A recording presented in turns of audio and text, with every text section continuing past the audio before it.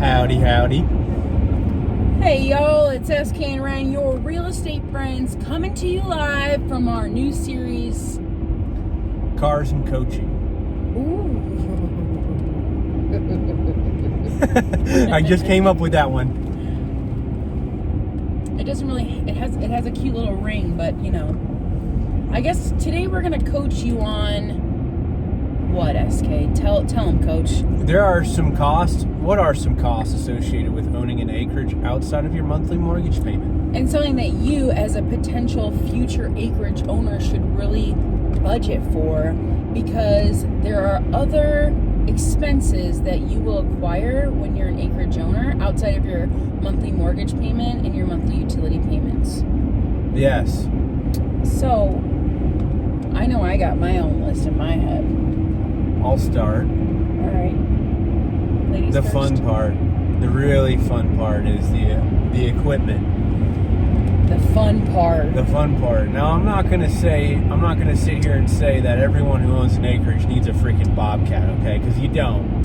If you have like a 1 or 2, maybe 5 acre property, you get away with like a little tractor that mows. You need to, no matter how many acres you have, you need to recognize how you're going to use that land. So like if you buy a 20 acre piece of property, but you rent out, you have 1 acre that you keep to yourself in your house, and the other 19 acres are farm field, and the neighborhood farm rents it from you, and you don't need to buy any machinery, like then you don't need to buy any machinery, right? There are properties like that. There are properties like that. So like I think you first need to recognize, when it comes to machinery, what are you actually going to be using the machinery for?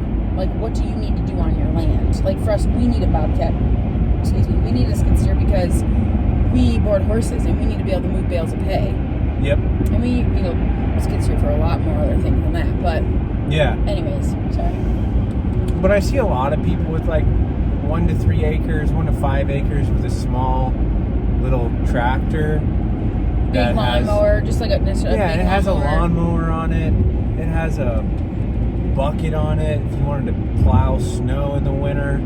Something that you can use to like move like a tree. You can use a ton of attachments on it, like augers. You can even get backhoes. You can get rakes for it. They're just very versatile little compact tractors. So machinery. You need to have some sort of machinery. Machinery will be huge, and you'll need a budget for it. Okay, so like a skid steer's one of them. A tractor's another one of them. If you want to have any enjoyment at all on your land, you may want to get an ATV or a UTV. I think those are a lot of fun to kind of like ride around on your land. And like our UTV is fun, but it also is. It does a lot of work. It's a workhorse. It's a workhorse. So.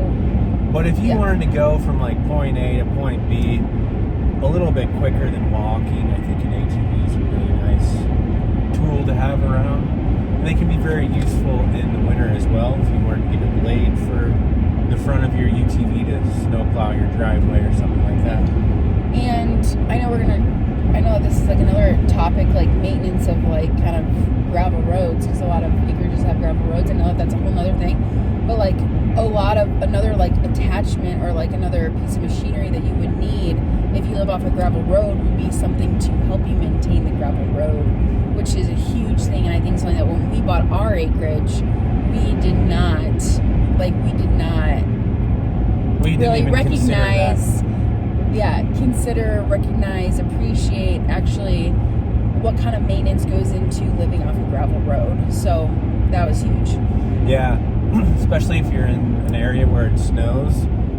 Usually after the winter, if you're plowing your driveway, your rock's going to move around quite a bit, so you're going to have something to kind of smooth it back together. Like we have a pretty long driveway, but I would and let's just go on to number 2. Number 2 would be road maintenance. So like we could spend anywhere from $5,000 to $8,000 a year on maintaining our driveway, adding extra rock, and once you kind of have we do have a very long driveway, but once you have a good base, it's really like Just adding rock. depending on how big the driveway is.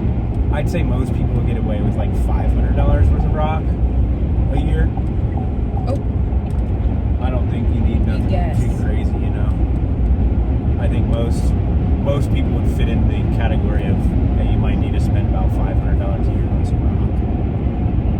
Unless you have an extraordinarily long driveway, then it might be a little bit more. The next category is, you know, land management. huge. Again, you're gonna need machinery for this. You're gonna need to be able to buy chainsaws if you have trees on your land. If you have, if you just have grass. If you just have grass, again, it kind of goes back into machinery, but like land management is really big because, and I think it's hard. Like when we bought 42 acres, it was like we had no idea how we really were going to use that land. Like we didn't go into it with a predispositioned or like we didn't go into it buying our house with like, here's how we're going to subdivide this off. Here's where the horses are going to be. Here's where the dry lot is. Here's where their pasture is. Here's where our trails are. Like we had no idea. And I think again, it goes back to like how much land you're buying. And what kind of land it is. And what kind of land it is. If it's mostly flat or grassy, that'll be different than if it's hilly and woody. And if it's hilly and woody, you're definitely going to need to do some tree cleanup every single year. This helps with like wildfire management.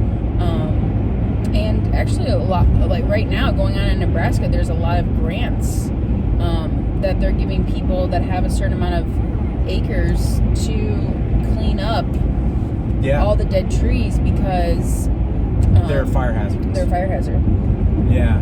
So what else? Like, okay, if you owned,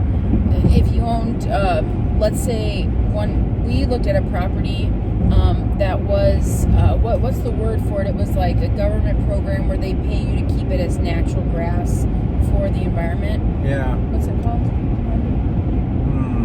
CRP or something. Yeah, I think it was CRP. Is that really what it's called? Yeah, I think it is. Wow. I don't know what it stands for. I hope that's what it is. But anyways, it's basically like a program that you can get on where you keep a parcel of your land native with native grasses and to keep like the wildlife active in that area.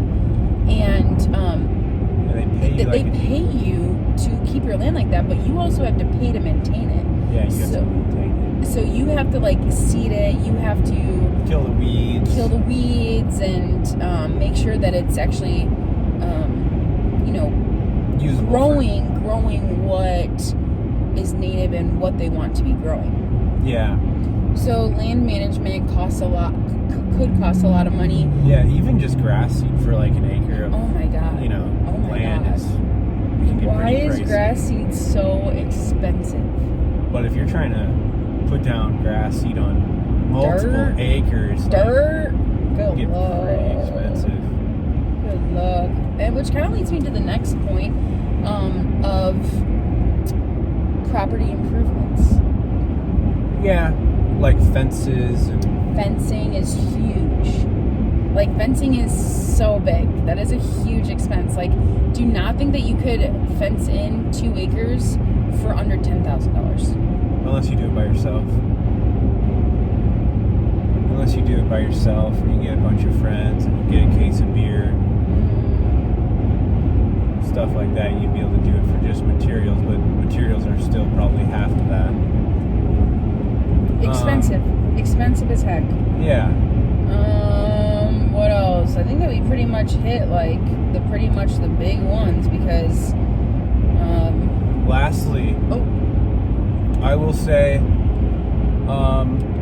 just like any house that you buy, a couple of things. Any house that you buy, it may not be up to the standards that you want, and unless you have like couple million dollars to buy an acreage property, it's probably not going to be exactly how you want it to be. So just like anything else, you may want to save some money for making your house how you want it, doing some upgrades, stuff like that. But on that note, it is probably important if you are in the country and you are on a private sewer system or you have your own private well, so you're not supplied water or sewer from the city services that you're used to. Those are very big ticket items, so it's important to have an emergency fund in case something happens to either of those systems. The surprises. Budget for the surprises. You'll have to budget for, and just even on that note, like if you live off a septic tank, like you have to have that cleaned out every couple of years. If you live on a well, you should spend the money to have it tested before you buy the property. And you will also need to spend the money on just maintenance of the well too. So, and I guess you could kind of like go along with what you said, like the surprises, like anything. I mean, you live on an acreage, sometimes there's a lot of mature trees on acreages. It could fall on your house, you know? Yeah. But I mean, the septic in the well is kind of nice because you don't have like a bill from the city for sewer or water. So you save some money that way, but those are still very expensive to repair or replace. So like tens of thousands of dollars.